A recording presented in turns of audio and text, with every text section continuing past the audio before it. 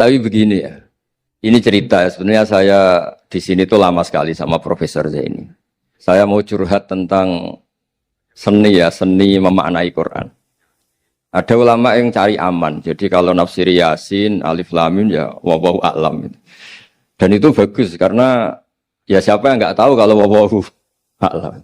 Ada yang nekat itu nebak-nebak. A itu apa, lam itu apa, mim itu apa. Ini ya tepak-tepakan, bisa dianggap klenik, bisa dianggap dukun. Tapi dari sekian tafsir itu saya cenderung ngikuti teori umum bahwa andaikan Anda orang Indonesia, kalau mau menjelaskan anak-anak, ini saya beri penjelasan A sampai Z. A, B, C, D gitu. Jadi memaklumatkan bahwa kita akan mengkaji itu secara tuntas. Mungkin dalam kultur kita, wis tak terangno A sampai Z. Wis tak delok mulai rambut sampai sikil. Sudah saya lihat mulai rambut sampai kaki. Nah, jadi itu ibaratun anil idhah bikullil wuduh. Jadi itu dianggap penjelasan yang begitu detail. Sehingga Alif Lam Mim itu ya dianggap kayak pokoknya Quran ini menjelaskan ABCD. Itu mukhatabnya, itu pasti paham maksudnya demikian. Terus kedua menyangkut apakah yang dingendikakan Allah, yang difirmankan Allah itu mewakili atau kuliah. Kuliah itu mewakili totalitas. Misalnya begini, kalau kita nikah sama perempuan, misalnya namanya Sri gitu. Bisa saja punya adik namanya Dwi, atau punya mbak namanya Dwi. Lama-lama kadang misalnya kita nyesal sebagai manusia. Kok cantik adiknya itu, atau cantik mbaknya itu. Kemudian Islam melarang wa antasma'u binal ukhtaini. Kamu tidak boleh menikahi dua bersaudara secara langsung. Tapi itu pun kalau kamu anggap sebagai panduan hukum itu bahaya.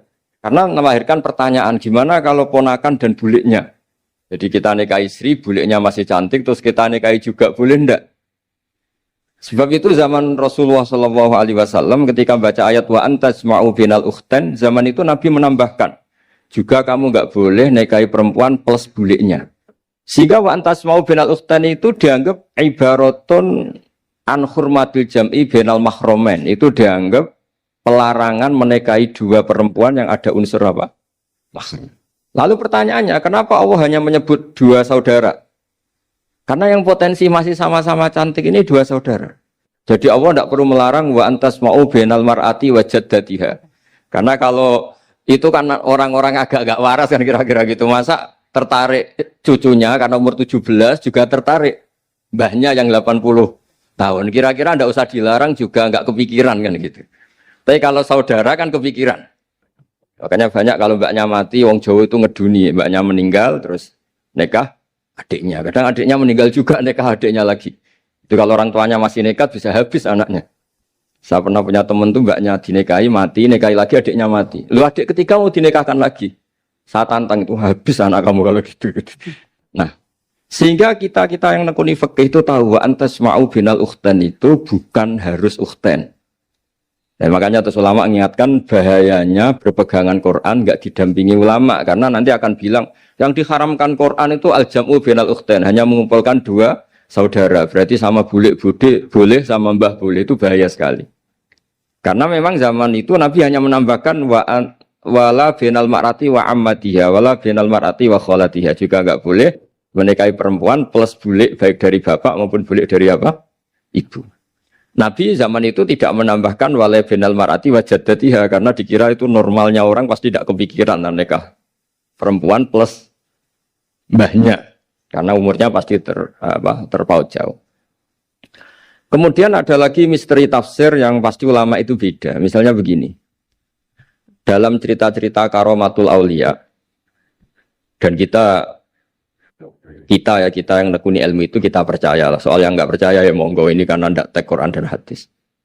Ketika seorang Nabi Muhammad SAW di alam arwah, karena di hadis Mi'raj Nabi juga sering ketemu para nabi, di antaranya ketemu Nabi Musa, ketemu beberapa nabi. Itu hadisnya sahih bahwa Nabi sering ketemu para nabi di alam arwah. Dan ini punya efek di kitab tafsir nanti. Ada ayat tentang pertemuan Nabi Muhammad SAW dengan Nabi Musa.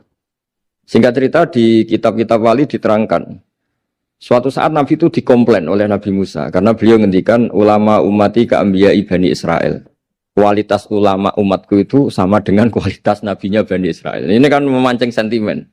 Kata Nabi Musa, benar saja masa saya Nabi kok disejajari ulama gitu. Disejajari ketua direktur tadi, direktur studi Quran kan nggak terima. Masa Nabi setara dengan LC MUI kan nggak terima. Dan itu menurut saya bagus Nabi Musa nggak terima itu. Saya sendiri juga nggak terima gitu. Akhirnya buktinya apa? Dalam cerita wali itu dipanggillah Imam Ghazali. Di cerita wali itu kata Imam Ghazali, nama kamu siapa? Ana Muhammad bin Muhammad Al-Ghazali At-Tusi Asy-Syafi'i. Jawabnya panjang sekali. Ana Muhammad bin Muhammad Al-Ghazali At-Tusi Asy-Syafi'i. Terus Nabi Musa, loh saya tanya nama kamu cerita bapakmu, mbahmu, madhabmu, daerah kamu. Terus kepanjangan, tanya nama ngomongnya panjang. Kata Nabi Musa, kata Imam Ghazali, Anda juga gitu di depan Allah yang hanya tanya wa ma tilka biyaminika ya Musa. Anda jawabnya kepanjangan qala hi asaya atawakkau 'alaiha wa husyubiya ala ghanami wal yafiha ma'aribu ukhra. Padahal Allah hanya tanya yang dibawa kamu oleh tangan kanan itu apa Musa? Ini tongkat saya Gusti, tak pakai gini, tak pakai gini, tak pakai gini. Masih ada dan lain-lain wal ya ma'aribu ukhra dan masih banyak kepentingannya. Akhirnya Musa itu sadar.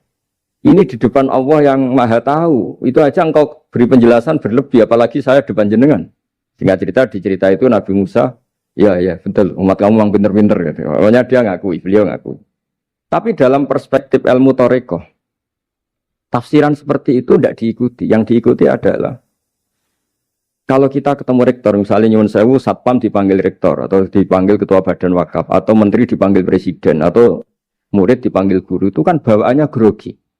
Dan mulai dulu orang-orang bijak, saya kenangan saya dengan Kiai Haji Maimun Zubair, dengan bapak saya sendiri. Orang-orang bijak kalau manggil santri atau bawahan dengan keadaan grogi itu mesti tanya yang nggak penting.